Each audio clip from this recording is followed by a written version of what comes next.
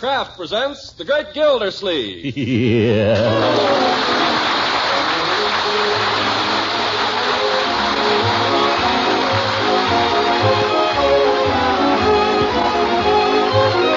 Kraft Cheese Company will also bring you Bing Crosby every Thursday night. Present each week at this time Harold Peary as The Great Gildersleeve, written by John Whedon and Sam Moore. We'll hear from The Great Gildersleeve in just a moment. Now, before Gildy starts on his rollicking new adventures, I'd like to take just a moment to tell you about a grand adventure in eating. Of course, we're all backing the government's ration program, but now and then we'd all like a little more flavor and variety. Well, let's take bread, rolls, and muffins, for example. They're still just as plentiful, still just as downright good eating as ever, and a whole lot better for you, made with vitamin-enriched flour. But, well, shucks, who wants to eat them dry? So here's where we get to that adventure in mighty good eating.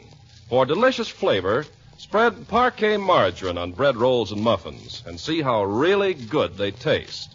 You won't know how delicious until you've actually tried parquet. What's more, parquet margarine is one of the best energy foods you can serve. Every pound contains 9,000 units of important vitamin A. Yes, parquet is wonderfully good to eat and good for you. So ask your grocer tomorrow for parquet, P-A-R-K-A-Y, parquet margarine made by Kraft.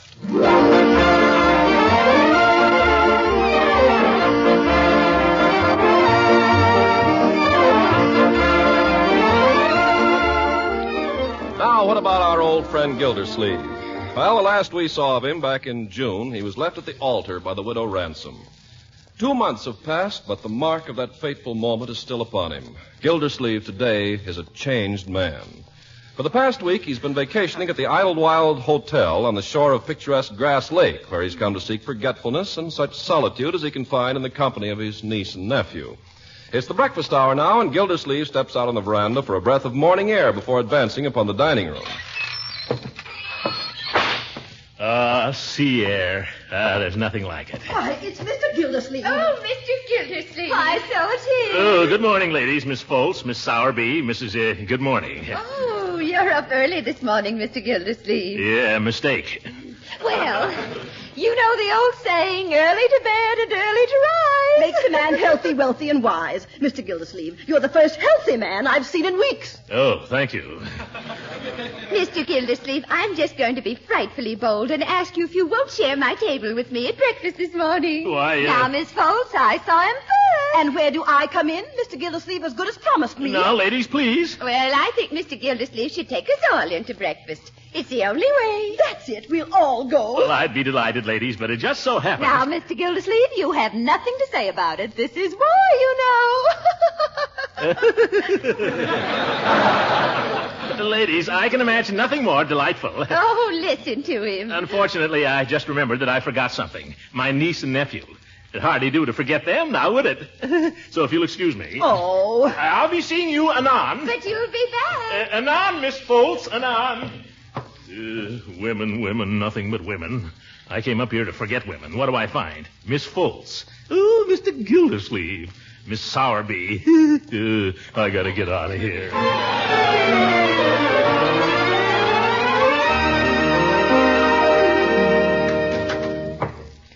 Hi, Unc. What cook us? Leroy, get your clothes on. I was just going for a swim. You've just been for a swim. I was going for another. You've gone for your last. Get out of those wet trunks and start dressing. And stop dripping all over the floor. What's up? We going somewhere? We're leaving. Leaving? You heard me. Get dressed. You mean today? Today we're leaving? Today, this morning, right now, right after breakfast. I already had breakfast. You don't mind if I have a bite?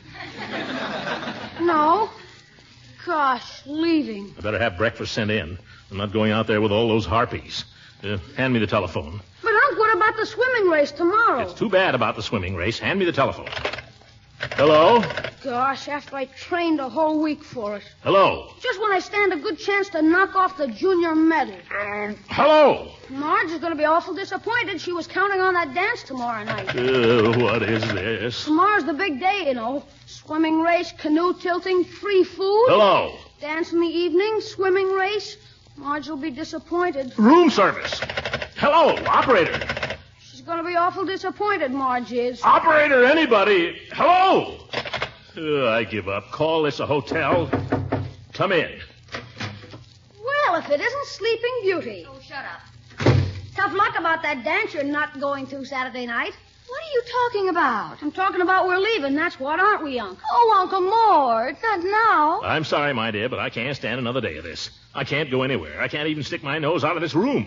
But what I'm surrounded by old hens. Miss Foltz, Miss Sowerby, Mrs. Hooses. Well, you can't blame them, Uncle Mort, if you're so attractive. Well. You are, you know. You're the most attractive man in the hotel. I'm the only man in the hotel.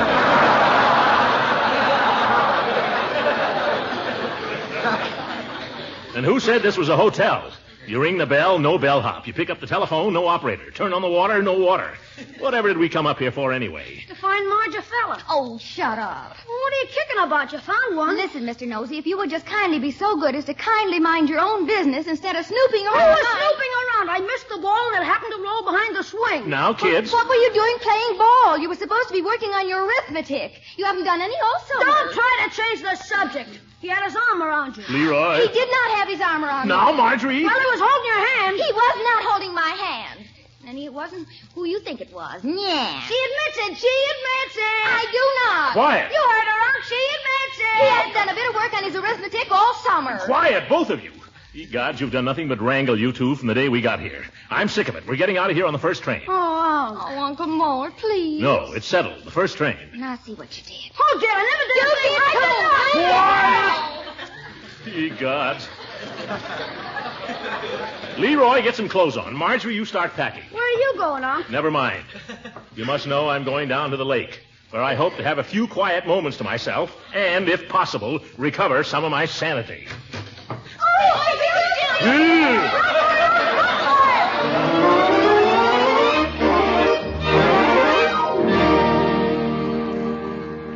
It's like having bloodhounds after you. I'll sit here and cool off a little and look at the water. I must go down to the sea again, to the lonely sea and the sky. Grass Lake. Oh, well. Oh. Well, what? Who? Huh? Oh, excuse me. I didn't realize there was anyone here. Neither did I. I'm awfully sorry.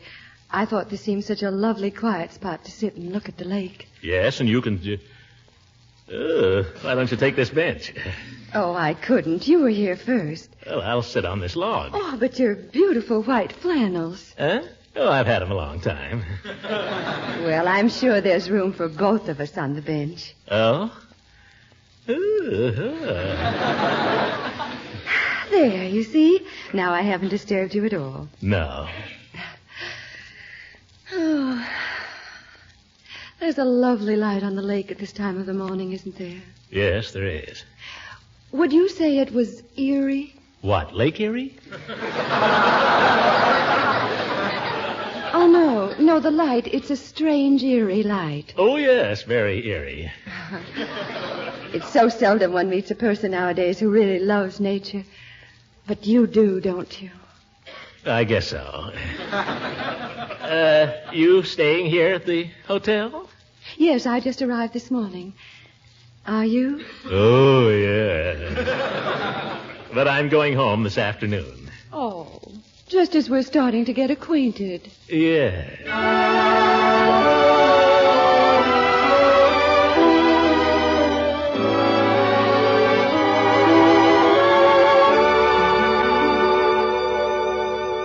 And ever since then, I've been water commissioner of Summerfield. That's the story of my career. I guess it's not much of a story. Oh, it's a fascinating story. You've had to fight, haven't you? I knew it the moment I saw you. Well, I've had my struggles, but what man hasn't? Of course. You know, I really think it's a shame you're leaving today. Well, it's not absolutely definite. Oh, good. Would you mind if I asked you something terribly personal? No. Go ahead. What is it? Well, I don't like to intrude into your... I don't know how to say it even. But I had the feeling while you were telling me about yourself that you were leaving something out.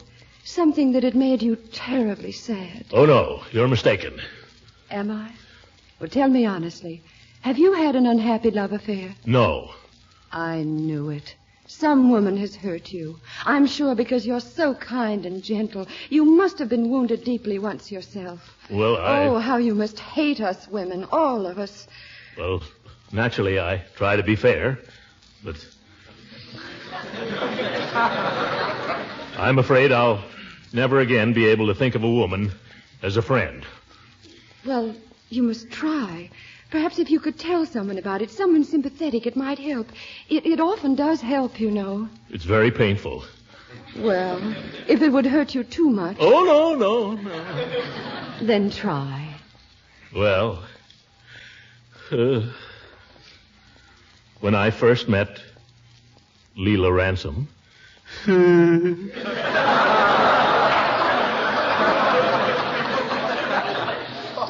Oh. When I first met her, the thing that struck me about her was her helplessness. Just a young girl, I suppose. Well, she was more of a widow. At least I understood she was a widow. And she seemed to need someone to shield her from the world. Or that's what she led me to believe. She tricked you. I'm sure of it now. However, I lost my heart to Leela Ransom. I loved her deeply, sincerely. I asked her to marry me, and she consented. But the marriage? We were never married. Oh. I stood beside her at the altar, the happiest man in the world, asking only that I be allowed to devote the rest of my life to her. Suddenly, her husband walked in. He was no deader than me. Oh, how dreadful. Yes. You can see why I'm through with women, can't you? Oh, I don't blame you for feeling the way you do, honestly.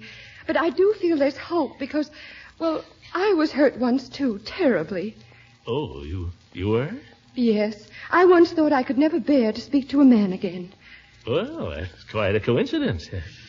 Did he leave you at the altar? Well, it wasn't quite like that. I'll tell you about it sometime. Oh, tell me now. No, I'd rather not, but you're very kind to be so interested. You've done a great deal for me. Oh, no, you've done a great deal for me. Would you like to walk down this path to the lake for a little way? Oh, I'd love to. It looks so nice and shady. Yes, it is shady.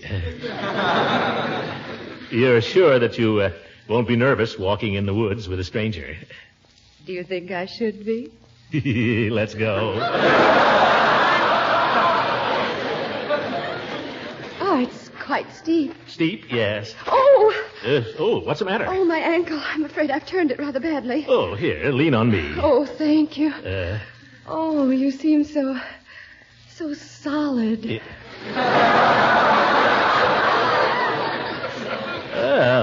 You think so? Oh, so safe. I'm sure you won't let me go. Don't worry. Oh. Well, for Pete's sakes, Mom, I've been looking all over for you. Frederick. You better come down to the lake. Jack and Tom are throwing rocks at each other. Well, make them stop. I can't. And one of them hit Mary and her nose is bleeding. Oh. And Nancy lost her bathing suit in the water. Oh, my goodness. Madam, I can see you were not left at the altar. Excuse me, I gotta go and catch a train.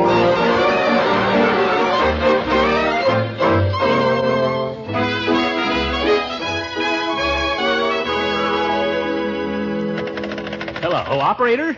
No, I do not wish a beverage. I want my bill. I want to check out. Room 618 and 619. Yes, well, see that he hurries. Tougher to get out of this hotel than to get into a good one. Well, I guess I've got everything in the bag. If I can only close it. Oh, Unky, before you close it, could you just tuck in one little thing for me? I suppose so. What is it? Just that little Cupid doll I won in the hotel raffle. But, Marjorie, that Cupid doll's almost as big as Leroy. I haven't got room for that. But your suitcase is bigger than mine. It's not that big. If you want the Cupid, carry it in your arms. You'll be lucky if they don't make you buy him a ticket. Gosh, I wish I hadn't won it now. Well, leave it. Let somebody else win it. Where's that man with the bill? Operator, this is 618. If that man isn't here with my bill in 1 minute, I'm going to sneak out and leave my baggage. That's telling a monk. Yeah. Let's close this thing, Leroy. I'm afraid those hinges are going to... There. Thank goodness. Say, I just remembered something. What? Something you forgot. Wait a second, I'll get it. Yeah, here it is, Unc. What is it? Here, catch. Leroy. Oh, gosh, I'm sorry, Unc. I thought you were looking. Well, I wasn't. Anyway, never throw a wet bathing suit at anybody. Where am I going to put this darn thing? Come in. Mr. Gildersleeve? Oh, yes. You the bill clerk? Oh, no, sir. I'm the assistant manager. Oh, excuse me. That's all right. The clerk told me you'd asked for a statement, but we can't let you check out, Mr. Gildersleeve. We're counting on you to be master of ceremonies at the ladies' archery contest this afternoon. Give me my bill. But, Mr. Gildersleeve, the ladies will be so disappointed. I can't help it. Why don't the ladies leave me alone? Well, there's a war on, you know. That has nothing to do with it. Get my bill ready and send somebody up here for my bags. All right, if you insist. Now, what was I doing? Thinking about your wet bathing suit. That could be dry by tomorrow, Unc, and I wouldn't miss the swimming race. Never mind. Better wrap it up in a couple of dirty shirts. Makes an awful lump, though. Come in. Well, hello, everybody. Hooker. Hello, Judge. Hi, Judge. What are you doing here, you old goat? Well, if that isn't foolish question number 999. I came to spend the weekend with you. I'm sorry, but you're too late, Judge. I can't stand another day in this place. Oh, now, Gildy, I've come all the way up here to see you. How about 18 holes of golf right now? Golf. That's what I came up here for. And this afternoon we could go fishing on the lake. Maybe get a couple of smallmouth bass for supper. Oh, smallmouth bass fried in breadcrumbs with a little lemon juice. Yeah. We've had chicken here every night this week. Oh, come on, Gildy. Tomorrow we can hire some horses and go for a ride along the mountain trail. By George, Horace, I'll stay over with you. Oh, Uncle Mort, you darling. Judge, you're a hero. Well, everybody happy. Operator, this is 618. No, I've already checked out. I want to come back. Yes, till Sunday morning. I don't care who wants the room. I've got it, and I'm going to keep it. All right, go on, Leroy. Go on, Marjorie, with your swimming race. Line up your date for the dance. Hooray! See you later, Unc. I gotta get back in training. I gotta solve a manpower problem. Doggone it, Horace. I'm glad you came. I've been trying to find a golf game, somebody to fish with ever since I got here. You have, Gildy? Well, you must be slipping. There's plenty of golfers right here under your nose. Well, I couldn't find them. Well, I signed up a couple for a foursome with us this morning, and they're going fishing with us this afternoon. Oh, that's great. Not only that, but tomorrow night they're going to the dance with us. Wait a minute, Hooker. Who are these golfers? Two Lollapaloozas, a Miss Foltz and Miss Sowerby. Oh!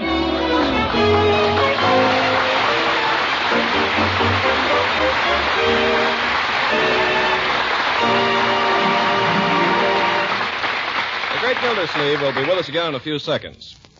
School days are just around the corner, and that's going to call for some new strategy from you generals of the kitchen. I mean, you mothers will have to think up tempting new ways to put nourishing foods into those school lunchboxes. So allow me to pass along a helpful suggestion.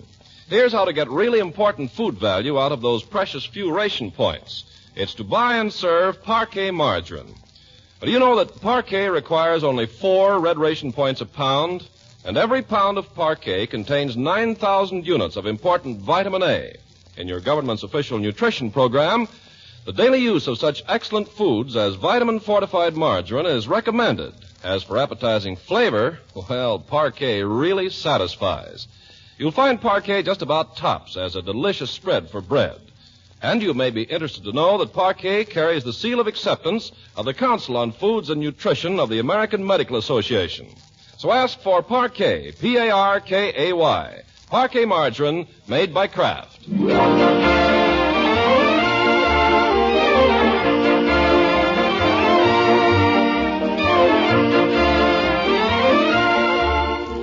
Now, getting back to the Great Gildersleeve and his little family, we find them surfeited with vacation joys, glaring at each other and at Judge Hooker from opposite seats in the day coach. Well, according to my calculations, we ought to reach Summerfield about 6 o'clock. According to my calculations, we'll be lucky if we reach it at all on this milk train. Leroy, for goodness sake. Leroy, take your feet off your sister's lap. Well, I have to put them somewhere, don't I? Fine accommodations you got us, Horace. A day coach. I thought you were supposed to have some influence around here. I have. The assistant passenger agent is a personal friend of mine. You don't say. Yes, sir. Used to go to school together. I see him every now and then. Fred Kennicott is his name. Fred Kennicott. How is Fred Kennicott these days? Oh, he's fine. That's fine. I wonder if you'd give Fred Kennicott a message for me the next time you see him. Glad to, Gildy. Glad to. What's the message? Tell him his railroad is a public disgrace.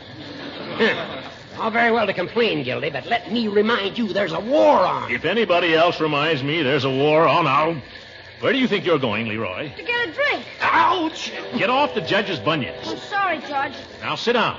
Oh, gosh, can't I even get a drink of water even? You've had a drink. You've had 50 drinks. You've done nothing but run from here to the water cooler ever since we got on this train. But, Unc, I'm dying. Morton. You heard your uncle. Sit down. You keep out of this, Judge. I'll handle it. If he were a boy of mine, by golly, I know what I'd do with him. If I need any advice from you on the handling of children, Judge, I'll ask for it. Feel free to do so at any time. Thank you. You're welcome. Ho-hum. What a jolly little journey. Oh, Marjorie's right. We shouldn't be allowing ourselves to get on each other's nerves here. After all, this will all be over in an hour or two. Or 3. By 6 o'clock, we'll all be home. Bertie will be there waiting for you with a fine big dinner. Bertie. Yeah, now you're talking, Judge. Good old Bertie. By George, after all the stale chicken I've had to eat in the past week, I could plow into one of Bertie's dinners and really do it justice. So could I. I tell you, Judge, there's not a finer cook in the world than our Bertie. I won't argue with you there, Throckmorton. I still remember the last dinner I had at your house. Though it was some time ago. Yeah. It's truly an experience, truly an experience. Though, as I say, it was some time ago. Horace, I want you to do me a favor. I want you to be my guest tonight at dinner. Well, now, let me see. Have I any other engagements? Sunday night? You haven't any engagements, you old goat, and you know it. Throckmorton, after consulting my calendar, I'm delighted to find myself in a position to accept your very welcome invitation. Is he kidding? Yes. Well, kids, we're going home. By George, I don't know why we ever left it.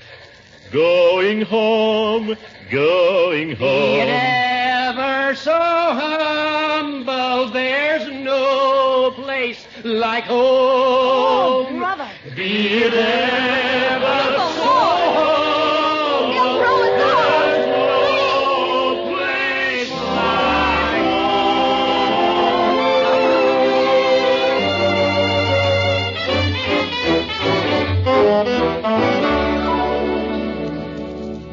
Well, here we are, kids. Bertie! Oh, Bertie! Is that you, Mr. Gildersleeve? Hello, Bertie.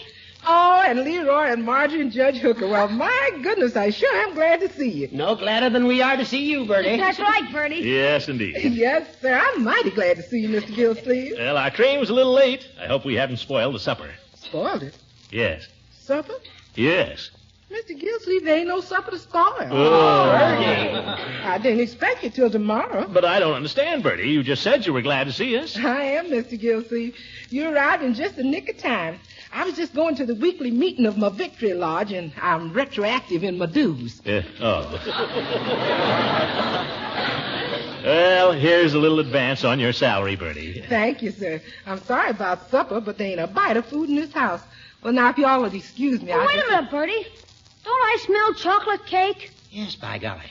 So do I. Is there chocolate cake in the house, Bertie? Well, yes, it is. I baked it for the Run Hitler out-of-town rally tonight at the lodge.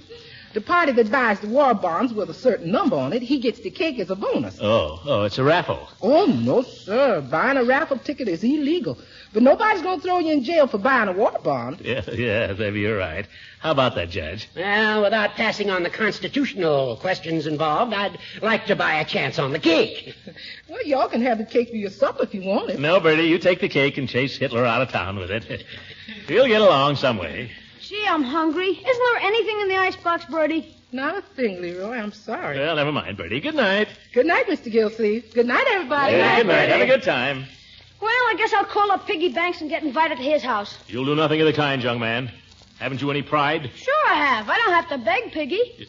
Well, I don't like it. And no hinting now. Are you kidding? He's my pal. Hello, pig face. Oh, pardon me, Mrs. Banks. Is Piggy there? That was his mother. Oh, no. Hiya, Pig. Yeah, I just got back.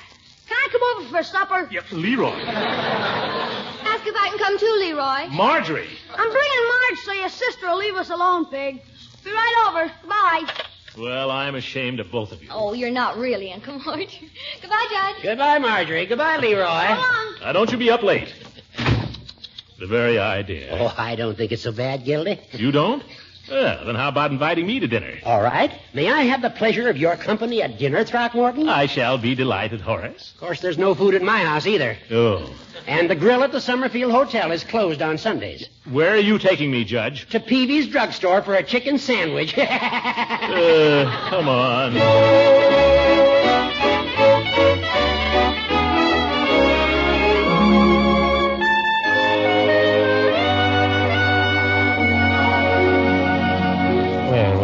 soda's satisfactory, gentlemen? Oh, I guess they'd keep the breath of life in us for a while. I'm using a new strawberry flavoring now. Synthetic.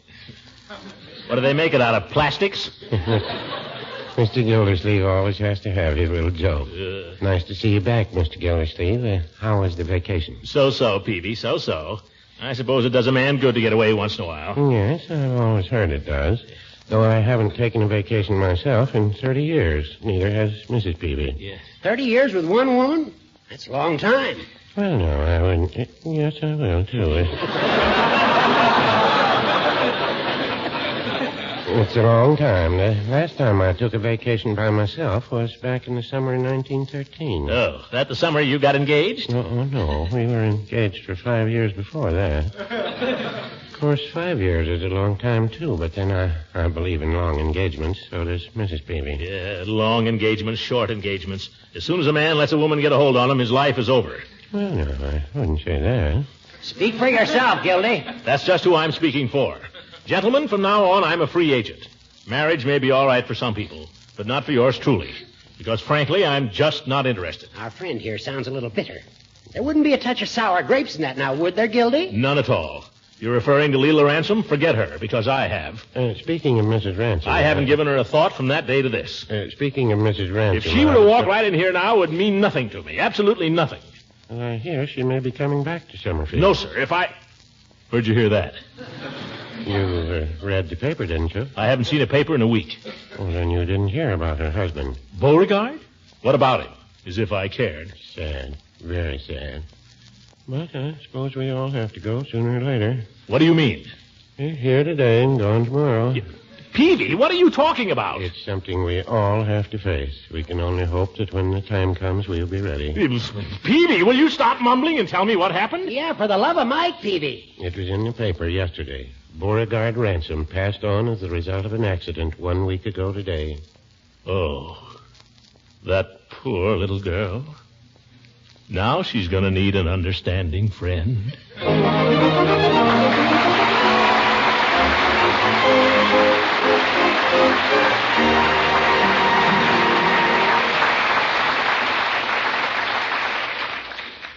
Dear Diary, got back from my vacation today. Total expenses, $110.18. We'll have to watch it a little during September. Was interested to hear from Peavy today that L.R. may be returning to Summerfield. Well, I should happen to run into her on the street. I know exactly how I'll behave. I'll be polite, naturally, but nothing more.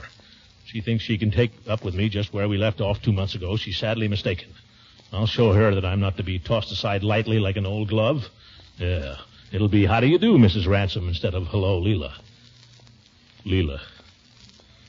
Oh, Diary, am I going to make a jackass of myself all over again? Good night.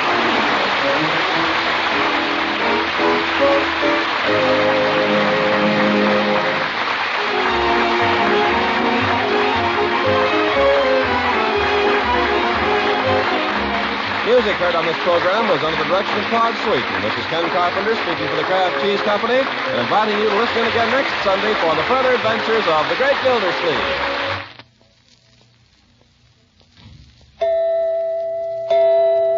Homemakers, I want to tell you about something that's a point saver, a time saver, and a money saver all in one. It's Kraft Dinner, the product that gives you swell macaroni and cheese in just 7 minutes cooking time. A package of Kraft Dinner serves 4 people at a cost of only a few cents a serving.